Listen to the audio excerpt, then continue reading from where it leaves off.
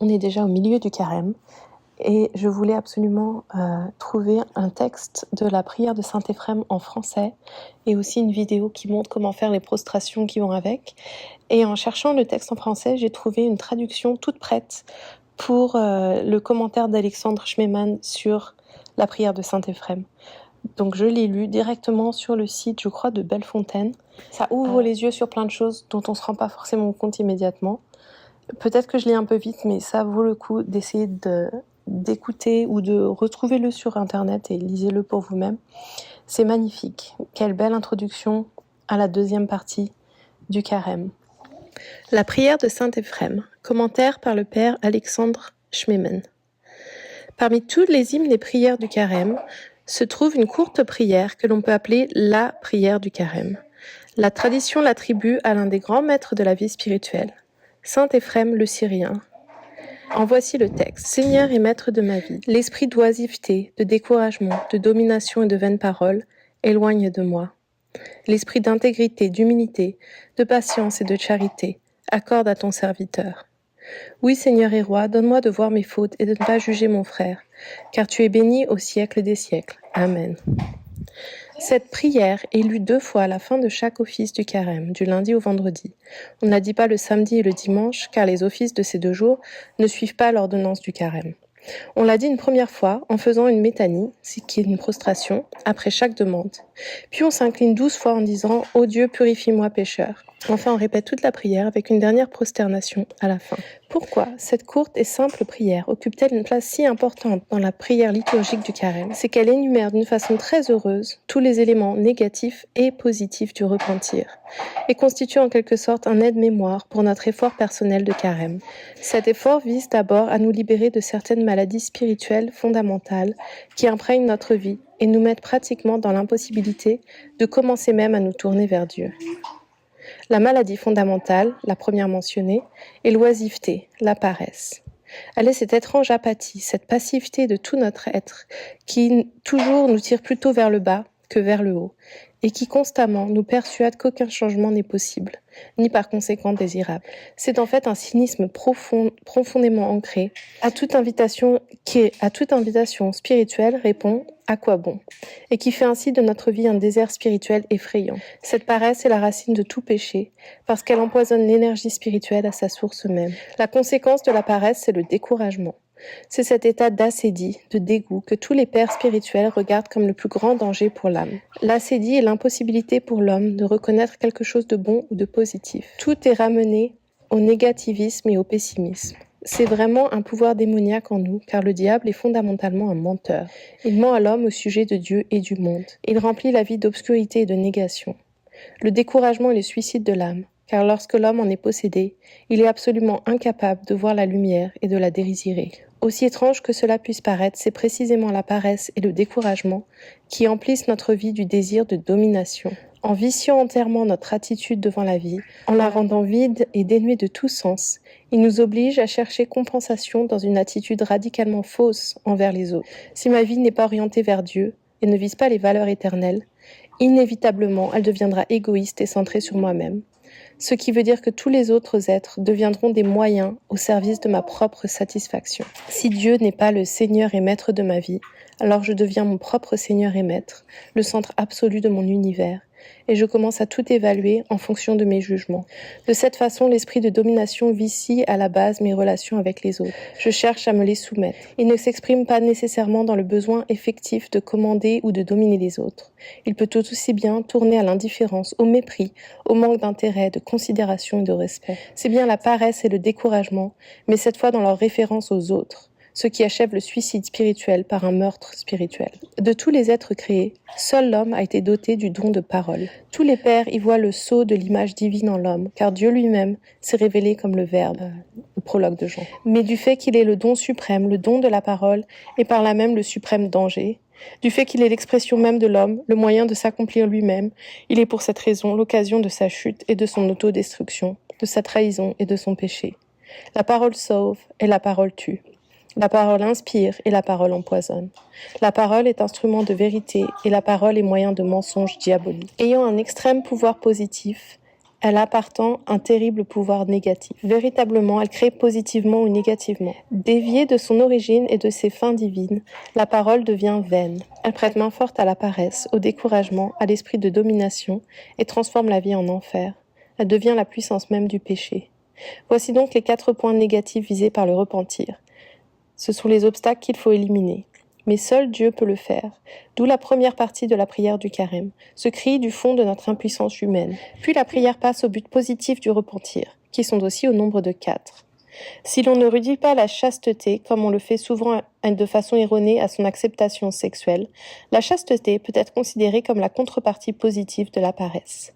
La traduction exacte et complète du terme grec sophrosini devrait être totale intégrité. Comme dans le psaume, « Unifie mon cœur pour qu'il craigne ton nom ». La paresse est avant tout dispersion, fractionnement de notre vision et de notre énergie, incapacité à voir le tout. Son contraire est alors précisément l'intégrité. Si par le terme de chasteté nous désignons habituellement la vertu opposée à la dépravation sexuelle, c'est que le caractère brisé de notre existence n'est nulle part ailleurs plus manifeste que dans le désir sexuel. Cette dissociation du corps d'avec la vie et le contrôle de l'esprit. Le Christ restaure en nous l'intégrité, et il le fait en nous redonnant la vraie échelle des valeurs, en nous ramenant à Dieu. Le premier fruit merveilleux de cette intégrité, ou chasteté, est l'humilité. Elle est par-dessus tout la victoire de la vérité en nous, l'élimination de tous les mensonges dans lesquels nous vivons habituellement. Seule l'humilité est capable de vérité, capable de voir et d'accepter les choses comme elles sont, et donc de voir Dieu, sa majesté, sa bonté et son amour en tout. C'est pourquoi il nous est dit que Dieu fait grâce à l'humble et résiste au superbe. La chasteté et l'humilité sont naturellement suivies de la patience. L'homme naturel ou déchu est impatient parce qu'aveugle sur lui-même, il est prompt à juger et condamner les autres, n'ayant qu'une vision fragmentaire, incomplète et faussée de toutes les choses. Il juge tout à partir de ses idées et de ses goûts. Indifférent à tous sauf à lui-même, il veut que la vie réussisse ici même et dès maintenant. La patience d'ailleurs est une vertu véritablement divine. Dieu est patient non parce qu'il est indulgent, mais parce qu'il voit la profondeur de tout ce qui existe, parce que la réalité interne des choses, que dans notre aveuglement nous ne voyons pas, est à nu devant lui. Plus nous nous approchons de Dieu et plus nous devenons patients pour tous les êtres, qui est la qualité propre de Dieu. Enfin, la couronne est le fruit de toutes les vertus, de toute croissance et de tout effort, et la charité. Cet amour qui ne peut être donné que par Dieu, ce don qui est le but de tout effort spirituel, de toute préparation et de toute ascèse. Tout ceci se trouve résumé et rassemblé dans la demande qui conclut la prière de Carême et dans laquelle nous demandons de voir mes fautes et de ne pas juger mon frère. Car finalement, il n'y a qu'un seul danger, celui de l'orgueil. L'orgueil est la source du mal et tout mal est orgueil. Pourtant, il ne me suffit pas de voir mes propres fautes, car même cette apparente vertu peut tourner en orgueil. Les écrits spirituels sont remplis d'avertissements contre les formes subtiles d'une pseudo-piété qui, en réalité, sous couvert d'humilité et d'auto-accusation, peut conduire à un orgueil vraiment diabolique. Mais quand nous voyons nos fautes et ne jugeons pas nos frères, quand en d'autres termes chasteté, humilité, patience et amour ne sont plus qu'une même chose en nous, alors et alors seulement le dernier ennemi, l'orgueil, est détruit en nous. Après chaque demande de prière, on se prosterne. Ce geste n'est pas limité à la prière de saint Éphrem, mais constitue une des caractéristiques de toute prière liturgique quadragésimale, c'est-à-dire du carême. Ici, cependant, sa signification apparaît au mieux. Dans le long et difficile effort de recouvrement spirituel, l'Église ne sépare pas l'âme du corps. L'homme tout entier, dans sa chute, s'est détourné de Dieu. L'homme tout entier devra être restauré. C'est tout l'homme qui doit revenir à Dieu. La catastrophe du péché réside précisément dans la victoire de la chair, l'animal, l'irrationnel, la passion en nous, sur le spirituel et le divin. Mais le corps est glorieux, le corps est saint, si saint que Dieu lui-même s'est fait chair. Le salut et le repentir ne sont donc pas mépris ou négligence du corps, mais restauration de celui-ci en tant qu'expression de la vie de l'esprit, en tant que temple de l'âme humaine qui n'a pas de prix. L'ascétisme chrétien est une lutte, non pas contre le corps, mais pour le corps.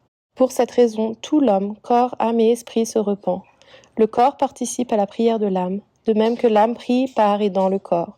Les prosternations, signes psychosomatiques du repentir et de l'humilité, de l'adoration et de l'obéissance, sont donc le rite quadragésimal par excellence.